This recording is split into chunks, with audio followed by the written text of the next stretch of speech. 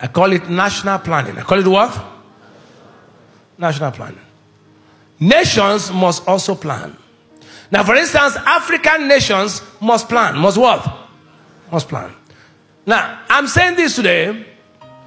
I'm never a racist, will never be a racist, because God is not a racist, but I want to use Africa as a study case. You get what I'm saying now? Just to talk, because of the environment where we are transmitting from. Now, the world, for instance, is witnessing a trend among Western nations, shutting the doors to immigrants, tightening their immigration laws to make the gaining of visas difficult for Africans. While this might seem like a negative trend, particularly to those in the African continent who want to pursue their dreams living in the Western world, I also see it as a wake-up call for Africa. It is a wake-up call for all the African countries as well as all other countries that have been labeled as underdeveloped or developing nations. African leaders should go back to the drawing board and make Africa great again. Make it greater than it was when the Western world could risk everything and sail to the African shores. They came all the way from the Western world, took weeks to sail to be able to buy goods from Africa. Now hear this. Africa has resources, and both human and natural. It is time for African leaders to create the right business environment that encourages the best brains from exporting their knowledge to Western worlds that obviously look down on them now. Most nations treat Africans as nuisance. It is time African leaders develop the continent that will turn the tables around. Africans go to the foreign nations to study, spend billions of dollars adding to the economy. The so-called great nations were built on the back of slaves. So you have helped them build their countries. It's time to build yours.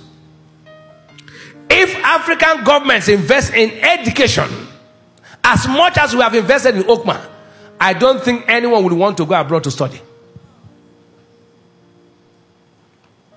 India invested in medicine, so their citizens can now have quality medicine as the Western world.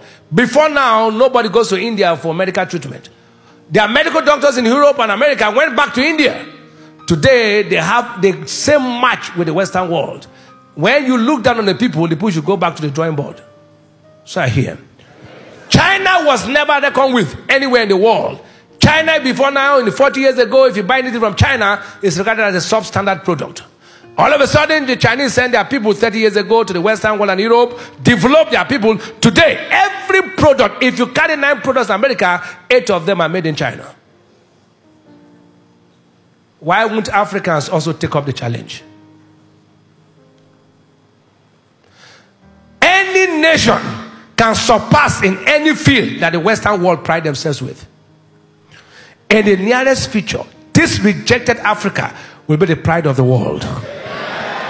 Development started in Africa, and I'm sure with you and few others doing their past, the lost glory shall be brought back to this nation, to this continent. If you go back to history, in history, the first university in the world was in Morocco. University of Cairo, founded in 859 AD in a place called Fez, F-E-Z, Morocco. While the oldest university in Europe, in Bologna, Italy, was founded in 1088, is the oldest in Europe. That's the second university in the world. Civilization was said to have started in Egypt. That glory can be brought back. When a man shuts his door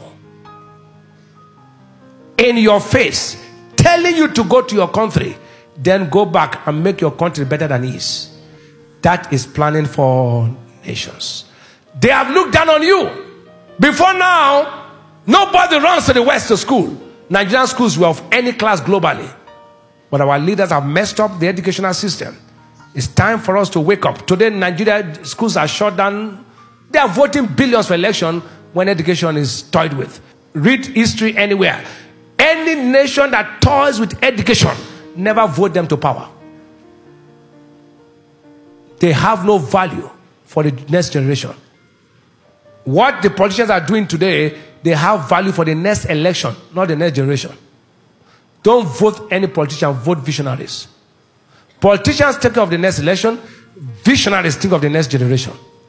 What we have today is politicians. Don't vote parties, vote personalities.